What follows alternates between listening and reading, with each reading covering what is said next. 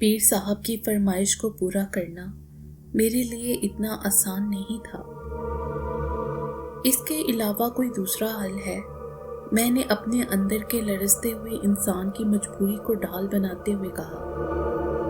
मेरा मकसद है, अगर इसका कोई मुतबादिल हो तो सकता है, मगर उसमें वक्त लग जाएगा। ताहिर का मतलब है जुलेहा की मौत। पीर रियाज शाह की गहरी और साहिरों जैसी आंखें मेरी आंखों में झांक रही थी। मैं तुम्हें ये बता ही देता हूँ कि जुलेहा को काफिर जिन्नात के हमले से बचाने के लिए तुम्हारे खून का एक प्याला क्यों चाहिए? पीर रियाज शाह कुछ कहता रहा और मैं सुनता रहा। जो शख्स भी जुलेहा को दिल से चाहेगा, उसका खून ही इस मकसद के काम आ सकता है। इसका मतलब था कि पीर रियाज शाह मेरे दिल की गहराइयों में बसने वाले की खोज पा गया था। एक लहजा के लिए तो मेरे चेहरे पर घबराहट नमूदार हो गई थी और मैं शर्म से पानी पानी हो गया था। लेकिन चंद ही साने बाद में कहने लगा, शाह साहब चाहते तो अब आप ही हैं। शादी आपसे हो रही है उसकी, फिर आप खुद। मैं शायद जुर्रत करके ये कह देता, लेकिन अल्फाज हलक में हड्डी की तरह फंस गए। मेरे दिल ने कहा कि शायद ये काम तुम्हें कर जाना चाहिए। ये रियाज शाह तो फकत अपनी हवस की खातिर जुलेहा से शादी कर रहा है। उसके दिल में जुलेहा के लिए कैसी मोहब्बत। ठीक है, लेकिन खून कैसे लेंगे? मैंने रजामंदी जाहिर की। सिरिंज तो यहाँ नहीं होगी। फिक्र ना करो, इसका बंदोबस्त है मेरे पास। उसके लबों पर जहरीली मुस्कुराहट खिलने लगी। उसने मेहमान खाने ही में रखे हुए अपने बैग को खोला। मैं समझता था कि यह बैग उसके कपड़ों से बड़ा होगा, मगर ये क्या? उसने तय किए हुए कल्पशुदा कपड़े निकाल कर एक तरफ रख दिए। उनके नीचे काफी सारा ऐसा सामान था जिसे खुराफात के अलावा कोई नाम नहीं दे सकता था। न जाने किस किस जानवर या परिंदे की हड्डियां एक लिफाफे में रखी हुई थी। एक कपड़े की बद्दी सी गुड़िया थी, एक नोकदार छुरी थी और कुछ ऐसी ही जड़ी बूटियां बड़ी एहतियात से संभाल कर रखी हुई थी। ये क्या है? मैं रह न सका तो सवाल कर ही दिया। पीर रियाज शाह ने मुड़कर तिरछी नजरों से मेरी जानिब देखा। पहले खामोश रहा, फिर कुछ सोचकर जवाब दिया, ये अमलियात का सामान है। अमलियात का सामान? मान मेरे जहन में बिजली गूंदी। ओ, पीर रियाज शाह, तो असल खेल ये है। मैंने सोचा चंद साल पहले सियालकोट में पुलिस ने एक काला इल्म करने वाले आमिल को पकड़ा था। मैंने एक फीचर तहरीर किया था। उसने बताया था कि जब वो किसी पर जादू टोना करते हैं और उसके लिए हवाई महलूक से भी खिदमत लेते हैं, तो उनको पकड़ने और काम पर मजबूर करने के लिए अमलियात का सामान इस्तेमाल करते हैं। उसने मुझे उल्लू के खून से लिखे तावीज़, ऊंट के कूले की हड्डी, काफूर, सिंदूर, अगर का बुरादा, मुर्दों की राख, न जाने क्या क्या उसने बताया था। उसने ये भी कहा था कि ये सामान अमूमन सिंध से मंगवाया जाता है और इस काम के लिए मखसूस लोग ही इसके लिए खिदमत अंजाम देते हैं।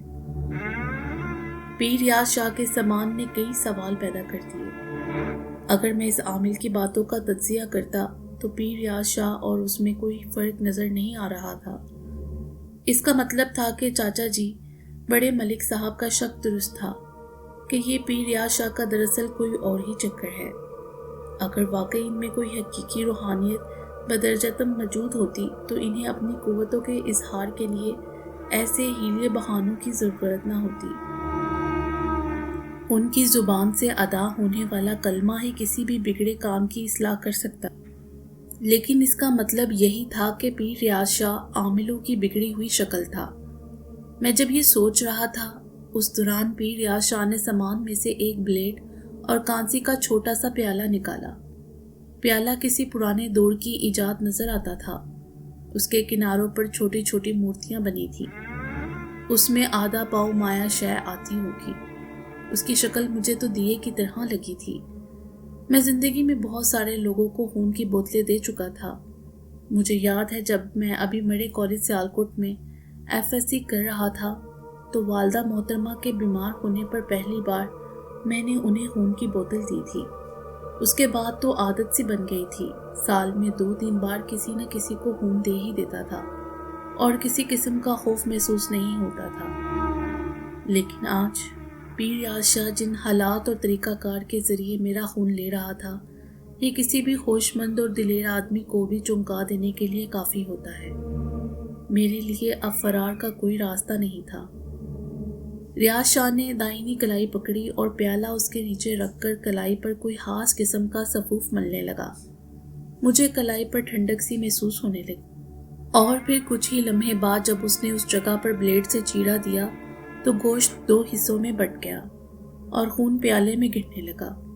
پیالہ بڑھ گیا تو اس نے دوبارہ وہی سفوف میرے زخم پر لگا دیا۔ مجھے آج بھی اچھی طرح یاد ہے کہ وہ زخم ایک روز میں یوں منتمل بلکہ غائب ہو گیا تھا جیسے یہاں سے کاٹا ہی نہ گیا ہو۔ بعد میں میرے دل میں کئی مرتبہ یہ خیال آیا کہ ان سے اس دوائی کے بارے میں پوچھ لوں اور اس پر مضمون لکھ دوں۔ زخموں کو حیرت انگیز طور پر منتمل کرنے اور جوڑنے والی دوا سے استفادہ عام کیا جا سکے، لیکن اس کا مجھے موقع ہی نہیں ملا تھا۔ پیر ریاض شاہ کے ہاتھ اور لب خون کو دیکھتے ہی تیزی سے حرکت کر رہے تھے۔ اس نے تھیلے میں سے روئی نکالی اور اس کی بتی بنا کر پیالے میں یوں رکھ دی جیسے یہ واقعی کسی دیے کی لو ہو۔ وہ زیر لب کچھ پڑھنے لگا، پھر اس نے بیگ سے کچھ چیزیں نکالی اور وہ بتی سے گڑیا بھی میرے سپرد کر دی۔ خون سے بھرا ہوا اس نے خود اٹھایا تھا اور پھر ہم تیزی سے زنان خانے کی طرف ہو لیے۔ زلیخا ماہی بے آب کی طرح تڑپ رہی تھی۔ اس کے گلے سے کسی ذبح ہوتے ہوئے بیل کی طرح آوازیں آ رہی تھیں۔ چاچی اس کی ہر آواز پر تڑپ تڑپ جاتی تھی۔ اس وقت اگر ملک صاحب یہاں ہوتے تو اپنی بیٹی کی حالت دیکھ کر نہ جانے کیا کر جاتے۔ نصیر کا رنگ بھی زرد تھا۔ نہیں چھوڑیں گے، مار دیں گے اسے۔ تم نے ہماری عورت کو قتل کیا ہے، ہم اسے مار دیں گے۔ زلیخا کے منہ سے اب کسی کی باری بھڑکم آواز نکل رہی تھی۔ تم جتنی مرضی منتر پڑھ لو مگر یہ نہیں چھوٹے گی۔ شاہ صاحب خدا کے واسطے میری بچی کو بچا لیں۔ چاچی اس کی آواز سننے کے بعد شاہ صاحب کے قدموں میں گر گئی۔ انشاءاللہ میرے مولا نے چاہا تو زلیخا کو کچھ نہیں ہوگا۔ یہ حرام زادہ بکواس کر رہا ہے، میں اس کو بھی مار ڈالوں گا اور دیکھتا ہوں کون مجھے روکتا ہے۔ شاہ صاحب جب یہ کہہ رہے تھے تو ان کی آنکھیں سرخ اور متورم ہو گئی تھیں۔ انہوں نے جلدی سے کچھ پڑھتے ہوئے زلیخا کے گرد ایک دائرہ حصار لگایا اور باقی لوگوں کو دائرے سے پیچھے ہٹنے کا حکم دیا۔ دائرہ قائم ہوتے ہی زلیخا کا بدن زمین سے اچھلنے لگا اور وہ شے جو اس کے اندر سے بول رہی تھی اسے پٹخنے لگی۔ چاچی کی تو چیخیں ہی نکل گئی۔ باز آجا، باز آجا، شاہ صاحب گرجے، تیری دم میں نمدہ بھر دوں گا۔ تو تب آرام سے بیٹھے گا، چھوڑ دے اس بچی کو۔ بھگوان کی سوگند نہیں چھوڑوں گا، وہ ڈکراتے ہوئے بولا تھا۔ اچھا تو ہندو ہے تو؟ شاہ صاحب نے سوال کیا۔ اس دوران وہ کچھ پڑھتے جا رہے تھے اور اس کے بولنے سے قبل ہی انہوں نے 7 بار زلیخا کی طرف پھونک ماری۔ میں نے محسوس کیا کہ پھونک کے رد عمل میں زلیخا کے بدن پر طاری لرزہ ختم ہو گیا تھا۔ شاہ صاحب نے دائرے سے 1 فٹ کے فاصلے پر خون سے بڑا دیا رکھا اور اس کی لو کو آگ دکھا دی۔ پھر اس میں انگلی ڈبوئی اور مجھ سے گڑیا لے کر اس کے سر پر خون سے مانگ بھر دی۔ کھی اب کی بار کوئی کھسیانی انداز میں ہنسا تھا اور آواز زلیخا کے اندر سے ہی اٹھی تھی۔ میں سب جانتا ہوں مہاراج، بے وقوف بنا رہے ہو انہیں۔ اگر انہیں معلوم ہو گیا کہ تم کیا کر رہے ہو تو کیا بنے گا تمہارا؟ بکواس بند کرو، شاہ صاحب بولے۔ تو مکار دغا باز شیطان ہے، تو مجھے گمراہ نہیں کر سکتا، یہ تیری باتوں سے بدگمان نہیں ہو سکتے۔ گھی زلیخا پر قابض ماورائی شے ہنستی رہی۔ اس لمحہ شاہ صاحب نے کچھ پڑھائی شروع کر دی اور بار بار دیے میں انگلی ڈبو کر گڑیا کے بدن پر نقطے لگاتے رہے، اور پھر ایک حیرت انگیز اور دہشت ناک منظر ہمارے سامنے رونما ہو گیا۔ پیر ریاض شاہ نے ایک ہاتھ میں نوکدار چھری پکڑی اور دوسرے میں خون والا روشن دیا۔ زلیخا کے اندر مچلنے والا اب خاموش تھا اور اس کی آنکھیں پتھرائی ہوئی تھیں۔ پیر یار شاہ نے زلیخا کی کلائی پکڑی اور اس پر زخم لگا کر خون لگانے لگے، اور وہ خون بھی انہوں نے دیے میں شامل کر دیا۔ انہوں نے جیسے ہی چھری سے زلیخا کی کلائی کو چیرا تھا تو اس کے اندر چھپے طاغوت نے بڑی دلدوز چیخ ماری تھی، اور وہ اس زور سے لرزنے لگا تھا جیسے اس پر نزا طاری ہو۔ یہ سب 1 منٹ میں ہی ہو گیا۔ شاہ صاحب خون کی مخصوص تعداد حاصل کر چکے تو انہوں نے زلیخا کی کلائی پر بھی وہی سفوف مل دیا جو میری کلائی پر لگایا تھا۔ اس کا خون بہنا بند ہو گیا۔ وہ دائرے سے باہر نکل آئے اور پھر کچھ پڑتے ہوئے دائرے کے گرد چکر لگانے لگے۔ مان کمرے کی کھڑکیاں اور دروازے زور زور سے بجنے لگے، جیسے باہر تیز طوفان آ گیا ہو اور وہ اپنے راستے میں آنے والی ہر شے کو اپنے ساتھ بہا لے جانا چاہتا ہو۔ پوری حویلی جیسے زلزلوں کی زرد میں آ گئی تھی۔ چاچی تو اس دہشت ناک منظر سے بے ہوش ہو گئی تھی۔ دیوار گیر الماریوں میں رکھے برتن نیچے گر گئے تھے اور پورا کمرہ یوں ہچکولے لینے لگا تھا جیسے کوئی کشتی پانی کے بھنور میں پھنس جانے کے بعد ہچکولے کھانے لگتی ہے۔ یہ دیکھ کر شاہ صاحب نے دائرے کے گرد چکر تیز کر دیے۔ 7ویں چکر لگاتے ہی انہوں نے دیے کو پھونک مار کر بجھا دیا اور پھر سارا خون گڑیا کے اوپر گرا کر گڑیا کو اپنی مٹھی میں جکڑ لیا۔ گڑیا خون میں تر و تازہ ہو گئی تھی اور اس کی حیت ہی بدل گئی تھی، لیکن چند ثانے بعد یوں لگا جیسے گڑیا کا سارا خون کسی نے پی لیا۔ یہ منظر ناقابل فہم تھا۔ ادھر خون میں تربتر گڑیا کا خون خشک ہو رہا تھا اور ادھر زلیخا کے مردہ زرد چہرے کے گلابی خد و خال دوبارہ سے تر و تازہ ہو رہے تھے۔ پیر ریاض شاہ احساس تفاخر سے میری طرف دیکھ رہا تھا اور میں سمجھ رہا تھا کہ وہ ستائش کا منتظر ہے۔ یہ عقل سے ماورا پراسرار دنیا کے باسیوں اور ایک انسان کے علم میں مجادلے کے بعد جو نتیجہ نکل کر سامنے آ رہا تھا اسے بار بار جھٹلایا نہیں جا سکتا تھا۔ اس نے چاہے جو بھی طریقہ اختیار کیا تھا، مگر اس کا مثبت نتیجہ یہ سوچنے پر مجبور کر رہا تھا کہ یہ شخص واقعی مخفی علوم کی قوت رکھتا ہے۔ گڑیا کا رنگ بالکل سفید ہو گیا تھا اور ادھر زلیخا بالکل حشاش بشاش، بالکل ویسی جیسے میں اسے باغیچے میں کھڑے ہو کر کبھی کبھار دیکھتا تھا۔ اس کی نسوانی تمکنت اور معصومیت دیکھ کر میرا دل کیف افسوس ملنے لگا کہ اے زلیخا، تیری قسمت پھر بھی پھوٹ گئی۔ تو پیر ریاض شاہ جیسے فتنہ علم کی بیوی ہونے جا رہی تھی۔ اس دوران زلزلے اور طوفان کی شدت ختم ہو گئی تھی، البتہ کھڑکیاں سرسراتی ہوا سے ابھی تک بج رہی تھی۔ لیکن پھر 10 منٹ کے اندر ہی اندر زنان خانے میں سکون لوٹ آیا تھا۔ زلیخا اٹھ پڑی تھی اور بڑی حیرت سے سب کو دیکھ رہی تھی۔ چاچی بھی ہوش میں آ چکی تھی اور شاہ صاحب نے انہیں منع کر دیا تھا کہ وہ زلیخا کو اس کی بے ہوشی وغیرہ کے بارے میں کچھ نہ بتائیں۔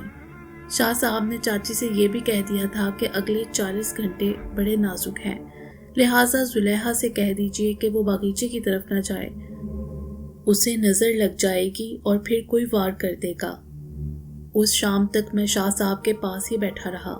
میں ان سے پہلے بھی مرغوب تھا، لیکن زلیخا کو جس صورتحال سے انہوں نے نکالا تھا، ہزاروں وسوسوں کے باوجود میں ان کی علمی طاقتوں کا معترف ہو گیا تھا۔ میں پہلے اندر سے بدظن ہو رہا تھا، مگر اب بدظنی کو دور کر رہا تھا۔ ملک صاحب کا خیال بھی آ رہا تھا کہ وہ کیا سوچیں گے کہ میں بھی کیا دوسروں کی طرح پیر ریاض شاہ کے تلوے چاٹنے لگوں گا، مگر جب کوئی ایسی طاقت جس کے بارے میں آپ نے تمام عمر سن رکھا ہو، جب اپنے ساتھ ظہور پذیر ہوتے دیکھتے ہیں تو آپ کے خیالات کا بدل جانا ایک فطری امر ہوتا ہے۔ شاہ صاحب کی عزت میں یکایک نہیں کر رہا تھا، بلکہ میں ایسے معتدد حیرت العقول واقعات کا مجھے بھی حصہ بننا پڑا تو میں ان کی مخفی صلاحیتوں کا معترف ہوتا چلا گیا۔ اس روز شاہ صاحب نے مجھے اپنے اور اپنے خاندان کے بارے میں بہت کچھ بتایا، خطا کہ یہ بھی بتایا کہ بابا جی سرکار ان کے پاس کیسے آئے۔ اس وقت چونکہ وہ فارغ تھے، بابا جی کا اس روز ناغہ تھا، اس لیے فراغت میں ہم دونوں باتیں کرتے رہے اور زوال کا وقت ہو گیا تو مان شاہ صاحب چونکے اور کہنے لگے، یار میں تو بھول ہی گیا تھا، ابھی ایک کام رہتا ہے۔ یہ کہہ کر انہوں نے وہی گڑیا نکالی، اب اس کا رنگ نیلا پڑ چکا تھا۔ تم نے دیکھا اس گڑیا نے کتنے رنگ بدلے ہیں، وہ کہنے لگے۔ یہ زہر ہے جو تجھے نظر آ رہا ہے۔